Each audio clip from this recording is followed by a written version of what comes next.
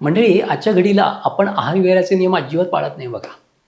कधीही, काहीही आणि कसंही खात असतो आपण आणि त्याचा दुष्परिणाम आपल्या शरीरावर होतोय. आणि हे अन्न पचतं की नाही हे पण आपल्याला कळत नाही.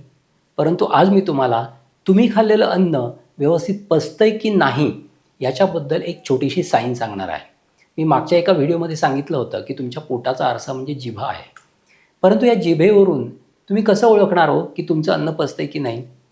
तर तुम्ही जे अन्न खाता ते जर व्यवस्थित पचत असेल, तर तुमची जिव्हा ही लालसर असते. त्याच्यावर कुठलंही कोटिंग नसतं, थर नसतो.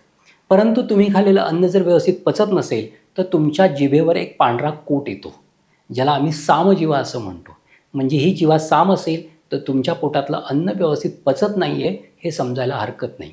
तर हे अन्न पचत का नाही? तर तुम्ही वेळेचा विचार करा.